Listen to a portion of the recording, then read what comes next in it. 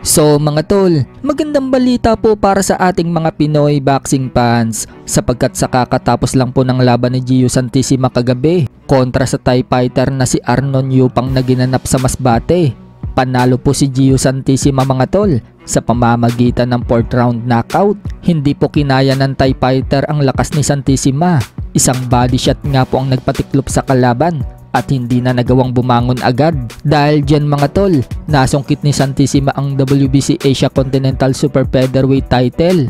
Umabante na ang record ni Santissima sa 24 wins and 7 losses with 20 knockouts, habang bumagsak naman ang record ng kalaban sa 14 wins, 5 losses with 5 knockouts. Panalo nga din po ang kapatid ni Gio Santissima na si Alex Santissima na lumaban sa card na yan. Matapos naman nitong in-knockout sa 3rd round ang kapwa Pinoy na si Justin Darap. At masungkit ni Alex Santissima ang World Boxing Foundation Australian Super Bantam. Samantala, panalo nga din po dyan si Michael Dasmariñas via RTD sa round 9. Sa kapwa Pinoy na si John Estrada.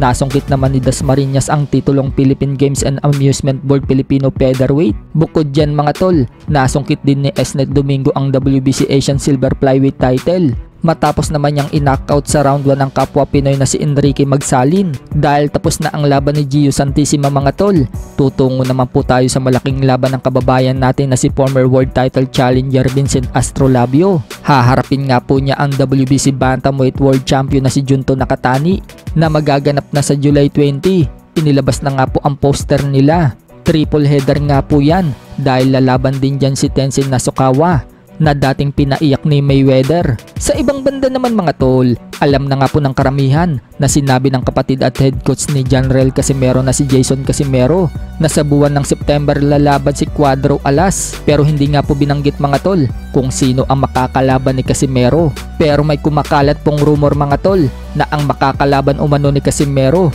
ay ang boksingerong tumalo kay Gio Santissima via unanimous decision sa Japan. Yan po ay si Japanese Toshiki Shimomachi. May record na 18 wins, 1 loss and 3 draws with 12 knockouts. May taas na 5'10 and a half. Pero rumor pa nga lang yan mga tol. Hindi pa natin alam kung yan nga ba ang makakalaban ni Casimero. Pero marami na nga po ang naglalabasan ng balita na yan daw ang makakalaban ni Casimero. Maging sa Japan, ibinalita na din po ang rumor na yan. Pero hintayin pa rin po natin ang official announcement na manggagaling sa kampo ni Casimero. Sa ibang balita naman mga tol, matapos pong tagumpay na madepensahan ni Rafael Espinosa ang kanyang WBO Featherweight World title, kung saan pinabagsak niya ng 3 beses ang challenger na si Sergio Cherino Sanchez at makuha ang panalo via 4th round technical knockout.